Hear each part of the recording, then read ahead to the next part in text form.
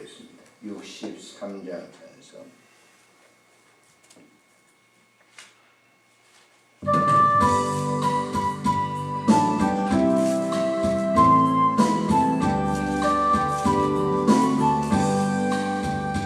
그가 세상을 다스리니 그의 영이 넘쳐나고 그의 나라와 주의 영광 온 하늘에 가득하다.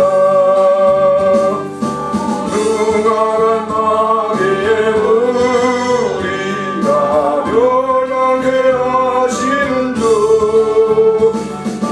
찬양을 주님께 그 영광을 받으소서. 그가 권능의 손으로서 이 세상을 창조하니 그의 놀라운 창조 솜씨 만 백성이 경탄하네. 하늘의 별들도 오르주 영광을 나타내요. 늘 돌보아 주시는 주께 큰 영광을 돌립니다. 그가 세상의 피조물을 인간에게 감아기고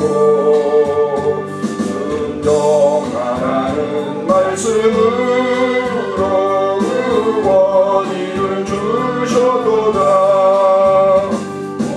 땅 위에 주님의 영들 넘치며 가득하니 그 나라와 주님의 영광 온 천하에 찬란하다. 주일입니다. 우리 모이는 성도들을 위해서 합심으로 함께 기도합니다. 존귀하신 우리 하나님, 은혜를 감사합니다. 오늘 이 새벽 미명에 부르시고 주의 나라와 뜻을 구하게 하시오니 감사를 드립니다. 아버지의 선한 뜻을 이루어 주시고 간구하는 모든 소원을 응답해 주시기를 간절히 빌고 원합니다. 이 새벽에도 우리에게 맡겨준 사명 잘 감당하도록 인도하시고 몸된 교회를 통해서 하나님의 아름다운 구속의 역사가 온전하게 이루어질 수 있도록 도와주시기를 간절히 빌고 원하오며 우리 구주 예수님의 이름으로 기도드리옵나이다. 아멘. 하나님의 말씀 사무엘상 6장 19절부터 7장 2절까지 읽겠습니다. 사무엘상 6장 19절부터 7장 2절까지만 봅니다. 베세메스 사람들이 여호와의 괴를 들여다본 가닥에 그들을 치사 5만 70명을 죽이시니라. 여호와 앞에서 백성을 쳐서 크게 살려고 하였으므로 백성이 슬피 울었더라. 베세메스 사람들이 이르되 이 거룩하신 하나님 여호와 앞에 누가 능히 서리요 그를 우리에게 누구에게로 올라가시게 할까 하고 전령들을 기럇야림 주민에게 보내어 이르되 블레셋 사람들이 여호와의 궤를 도로 가져왔으니 너희는 내려와서 그것을 너희에게로 옮겨가라.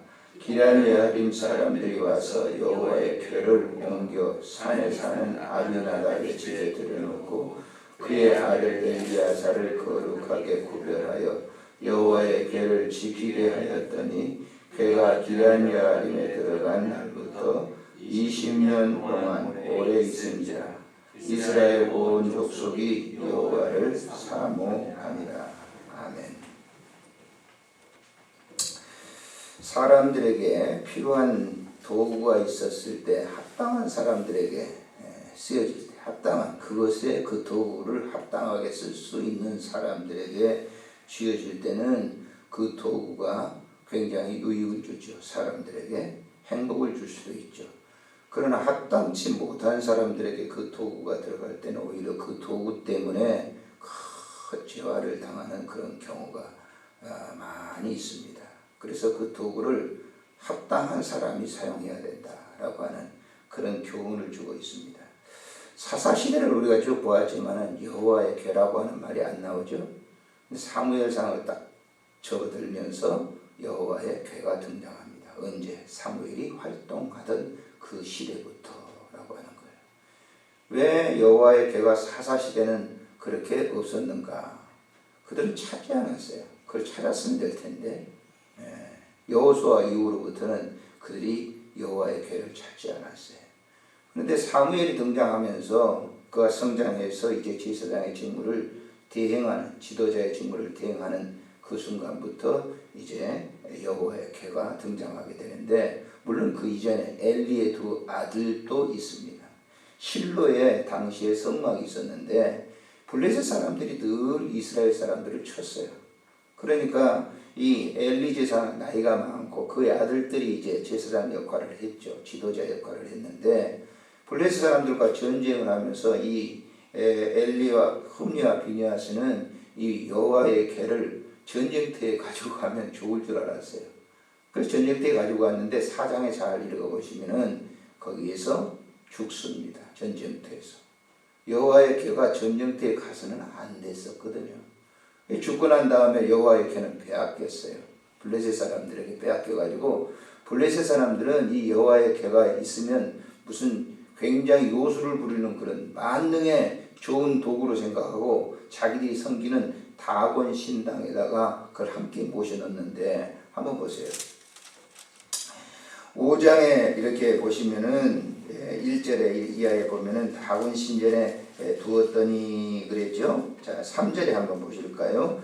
아스도 사람들이 이튿날 일찍 일어나 본즉 다곤이 여호와의 궤 앞에서 엎드려져 그 땅 얼굴이 땅에 닿았는지라. 그들이 다곤을 일으켜 다시 그 자리에 세웠더니 그랬어요. 다곤 신당이 완전히 황폐가 되는 거예요. 그래서 이들은 야, 이거 안 되구나. 우리의 신상이 다 이렇게 망가져가지고 했는데 이것 때문이다 하고 그 여호와의 궤를 다시 돌려보내는 거예요. 벳세메스로. 2마리 암소를 매서 벳세메스로 올라왔는데 이 벳세메스 사람들도 이 여호와의 궤가 뭔가 하고 이렇게 바라보다가 57,000명을 죽였다 그랬어요. 큰 화근이 된 것이죠. 그래서 그 궤가 더 이상 블레셋 사람들에게 있어서는 유용할 수 없다. 우리에게 화만 주는 거다. 그래서 그걸 사무엘 시대에 기럇 예아림에 있는 사람들이 여호와의 궤를 아비나답의 집으로 가져왔다 그랬어요. 그리고 그 아들 엘르아사를 통해서 거룩하게 구별해서 하나님의 궤를 지키게 됐다.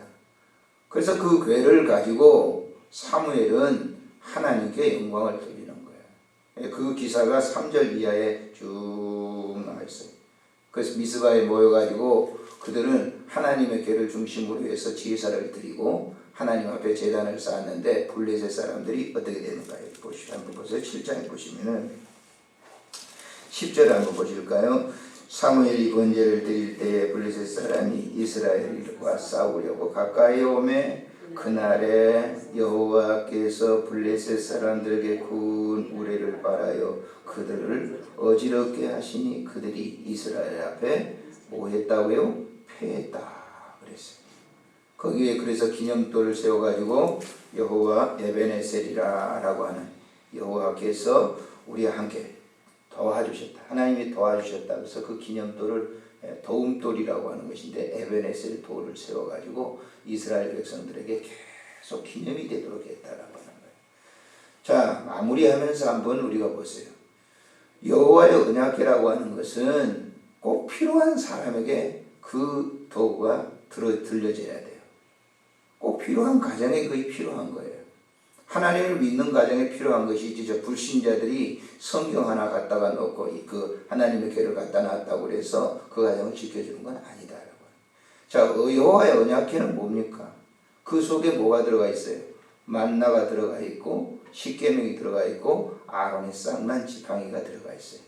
오늘날의 여호와의 언약궤가 뭐겠어요? 성경입니다. 성경. 성경은 하나님의 백성들이 합당하게 그 성경을 마음속에 두었을 때 그건 큰 복이 되는 거예요. 세상 사람들이 무슨 이방 사람들이 성경 읽는다고 해서 성경이 도움을 주느냐? 아니에요. 성경은 말씀하시기는 뭐예요? 하나님을 믿는 자들에게는 영생의 복을 주지만은 하나님을 믿지 않는 사람들에게는 뭐예요? 저주입니다. 저주. 그렇기 때문에 저주가 되는 거예요. 그걸 우리에게 가르쳐 주는 겁니다. 오늘 또 우리에게 우리가 하나님의 거룩한 선택된 백성으로서 이 여호와의 율법책을 바울 사도는 뭐라고 그랬어요? 너희의 신비에 새기고 그랬어요. 신비에 새기는 방법이 뭐죠? 읽는 겁니다. 읽는 거. 그렇게 되면 이 성경의 율법의 말씀, 여호와의 말씀이 우리 속에 임재하게 되면 미스바의 사건이 일어났던 것처럼 세상에 있는 불신의 악한 세력들을 하나님이 다 제거해 주죠. 우리는 못 이겨요, 사실. 세상에 가장 악한 세력 가운데 가장 무서운 게 뭐냐? 죽음입니다, 죽음. 그거 아세요? 죽음보다 더 두려운 건 없어요, 이 세상에. 뭐 물질이라고 없어서 조금 두렵긴 하죠. 그러나 그건 영구한 두려움이 아니에요. 그것을 이길 수 있는 것은 이 여호와의 언약궤를 심령 속에 두게 되면 죽음을 이기는 거예요. 영생인 거예요. 그러나 불신자들이 여호와의 언약궤 이걸 뒀다고 해서 믿지 않는데 하나님의 자녀가 아닌데 그들에게서는 블레셋 사람들에게 저주를 내렸던 다곤 신당을 황폐케 했던 이 여호와의 언약궤는 바로 그런 역사를 이루어지는 거예요. 이 성경의 이 참 귀중성을 우리가 잘 아셔야 돼요. 얼마나 소중한지 모릅니다. 우리 복 받기를 원해요? 그럼 성경을 애독해야 돼요. 성경을 항상 마음속에 두어야 되는 거예요. 그렇다고 해서 성경을 갖다 계속 애독하라고 해서 길거리 다니면서 무슨 회사에 있으면서 그렇게 하라는 건 아니에요. 정기적으로 우리가 하나님의 말씀을 그래서 읽고, 그래서 가정에 있었던 분들은 성경을 늘 놓고 그걸 읽는 분들이 있잖아요. 시간이 될 때마다. 그래서 그걸 갖다 늘 애독하는 거예요. 교회에서 제가 상당히 오랜 기간 동안 1년에 성경 일독을 하자는 이유가 뭡니까? 그런 거예요. 다른 거 없습니다. 하루에라도 성경을 한 번 만지고 성경을 보고 그런 이 훈련, 그런 연습이 되어 있는 성도가 정말 하나님의 나라에 가보십시오. 정말 복받는 성도입니다. 최고의 성도가 되는 거예요. 그래서 우리가 이 영적인 언약궤, 오늘 또 예배 드리면서 뭐 합니까? 얼굴 보기 위해서 무슨 장님이랑 우리 나와가지고 아유 안녕하세요 한 일주일 동안 잘 계셨어요? 그러기 위해서 하는 게 아니에요. 여호와 언약궤를 메고 이 드림의 공동체가 거기서 예배를 드리면서 심령 속에 하나님의 말씀을 담고 그 일을 통해서 하나님께 사시고자 하는 그 일들을 우리가 눈으로 보게 되는 것이죠. 기도하겠습니다. 좋으신 하나님 아버지, 은혜를 참으로 감사를 드립니다. 오늘 이 시간도 하나님께서 우리에게 귀한 은혜를 허락해 주셔서 이 성경 말씀을 통해서 우리의 심령 속에 다시 한번 담을 수 있도록 인도하시니 감사를 드립니다. 오늘도 예배드리는 우리 드림 가족들을 축복하시고 은혜 베풀어 주시기를 간절히 빌고 원합니다. 하나님의 말씀이 세상의 모든 사악한 것을 이기고 하나님의 말씀이 사망의 음침한 죽음을 이길 수 있는 그런 능력의 권세의 말씀인 것을 고백합니다. 오늘 하루도 하나님 아버지께서 우리를 지키시고 모여 예배드리는 모든 성도들에게 하나님의 크신 은혜가 넘치게 하여 주옵소서. 우리 구주 예수님의 이름으로 기도드리옵나이다.